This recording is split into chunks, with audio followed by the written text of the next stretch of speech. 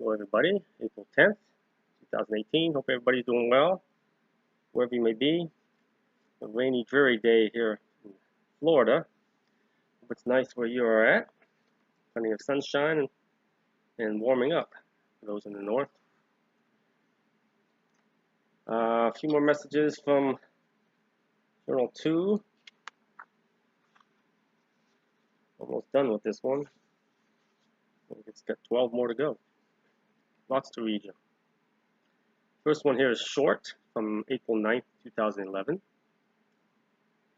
Be still, be silent, he comes in the night, carrying with him all God's power and might.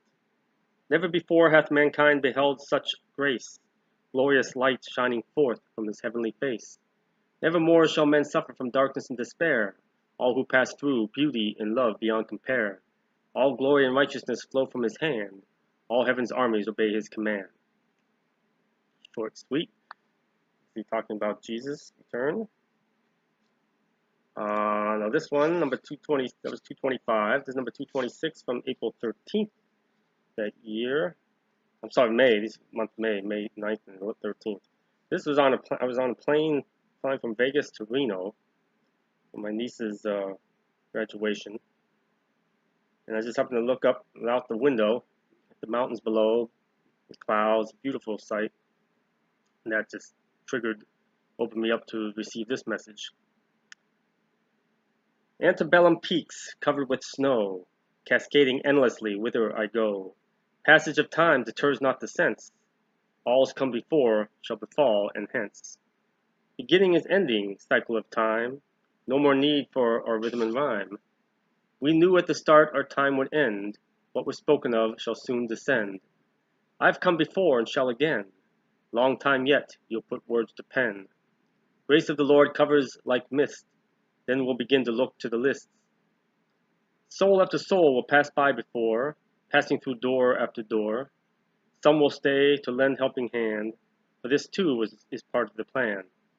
Infinite wisdom granted long ago to those of us who needed to know. Purpose is ours and ours alone. Meaning shall be made clear amidst the drone of cries of despair from the unbelievers, for too long blinded by deceivers. Open heart showed you the way, blessed you shall be on the final day. And this is from angel or another heavenly being to me. Number 227 from May 18th, 2011, another short one. Incendiary aspects of divine grace beheld upon his heavenly face. Nothing lasts of mortal man, for all we deviated from holy plan. Must come to pass, all was foretold. Evil persists, growing more bold. Reticence pervades awakening souls, despite the consequence it extols. Never before hath so many crossed at one time, nothing more revealed in this short rhyme. So I'm talking about a lot of souls crossing over at one time. I don't recall what was going on at that time. Must have been something happened in the world, disaster of some sort. And nothing lasts of mortal man. All that we deviated from holy plan, all going to be gone. It must come to pass. But it was foretold. God foresaw everything. And just a few more. I'll do next video, and then we'll be done with this one. Thank you for those short, pretty ones. And I wanted to read about treasure in heaven from Matthew, if you wanted to read along. It's from Matthew chapter 6, starting at verse 19. Actually, starting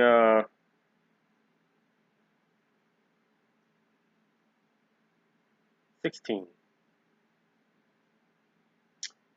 When you fast, do not look somber as the hypocrites do. In other words, don't complain, feeling you have to do it. You're doing something the Lord requires of you. But they disfigure their faces to show others they are fasting. Truly I tell you, they have received their reward in full already. But when you fast, put oil on your head and wash your face, so that it will not be obvious to others that you are fasting, but only to your Father who is unseen, and your Father who sees what is done in secret will reward you. Same thing with giving gifts or donating or any good deed. Don't broadcast it. And you want to do it secret. He sees it. He's the only one that needs to see it. Do it for the joy and the goodness of doing it. Do not store up for yourselves treasures on earth, your possessions, where moths and vermin destroy and where thieves break in and steal. But store up for yourselves treasures in heaven, where moths and vermin do not destroy, and where thieves do not break in and steal. For where your treasure is, there your heart will be also. Again, it's foolish to store up things from this world. I was just reading about John Paul Getty, how wealthy he was, and he was never happy. He was never happy. His children were a mess. Some of them were addicts or alcoholics or killed themselves. His grandson, look what he went through, and then he was never the same. That stuff does not bring happiness. Mankind, and we all, not as guilty as anybody else, looking for different things and people and ways to make ourselves happy. But it only comes true happiness only comes from one source, and that's God. Jesus Christ, through our hearts. That's why you gotta stop seeking without or outside of yourself. And look within, seek within to find your happiness. Through Him, from Him. The eye is the lamp of the body. If your eyes are healthy, your whole body will be full of light. Otherwise, if you're looking towards Him, be full of light and you'll be healthy. But if your eyes are unhealthy, your whole body will be full of darkness. If then the light within you is darkness, then how great is that darkness? No one can serve two masters. Either you will hate the one and love the other, or you will be devoted to the one and despise the other. You cannot serve both God and money. Otherwise, you cannot serve God and anything of this world. Therefore, I tell you, do not worry about your life, what you will eat or drink, or about your body, what you will wear. Is not life more than food, and the body more than clothes?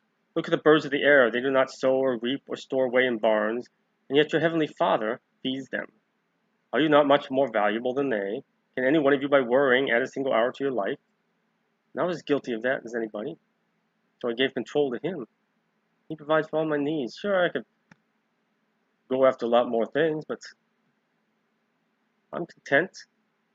I'm happy. I'm at peace. I have no stress, no chaos in my life, no debt. So the more you seek, the more you take on this stuff, the more that stuff starts to build with it. Stress, chaos, drama, worry, fear, doubt.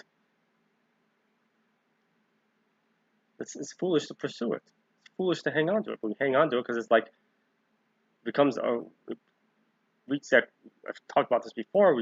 Where you seek so much to have possessed so much, attain so much, where without realizing it, you cross the line and you become a slave to it. And you can't let it go because you're afraid to let it go. It's your security blanket.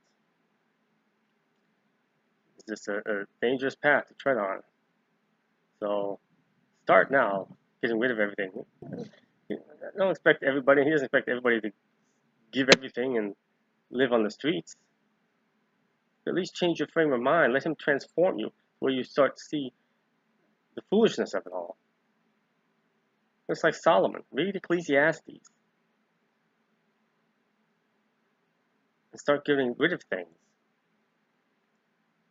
The third part is to change your. Whenever you catch yourself wanting something or seeing something you want, just immediately stop and ask yourself, do I want that or do I really need that? And that's the beginning. That's what worked for me. That's the beginning. And that's going to transform you to where you think that way all the time. When you start buying things you don't need. Then you get to the point where you start to get rid of things you don't need. Things you locked up in storerooms and in storage lockers and storage facilities. Then you look at the garage and your basement and your attic. Then you move on to the things that are visible to you. Like, hey, that you never even notice. You walk by every day and they collect dust. You move them. You only notice them when you move them to the dust and to clean. You start getting rid of that stuff. And you find each step you go along the way, becoming more and more liberated, more free, less stressed. less a slave. It does work, but you're going to make that step. So because you never know when your time is up. It could be up as soon as you're done reading this video.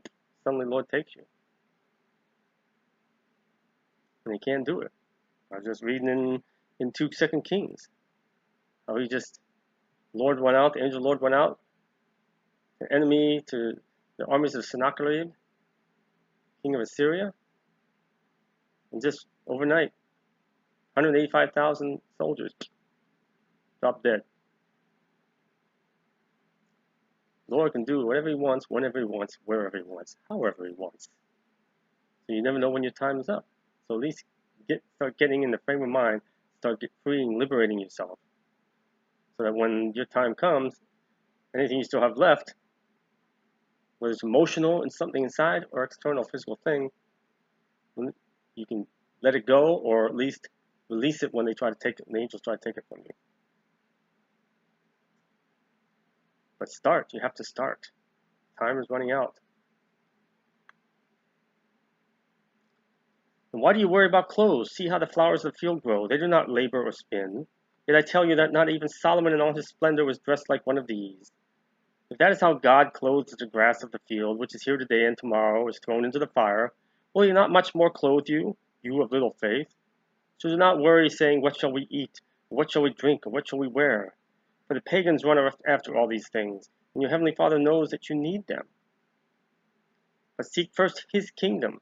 Priority number one, Him. Seek His kingdom and things of His kingdom and His righteousness, and all these things will be given to you as well.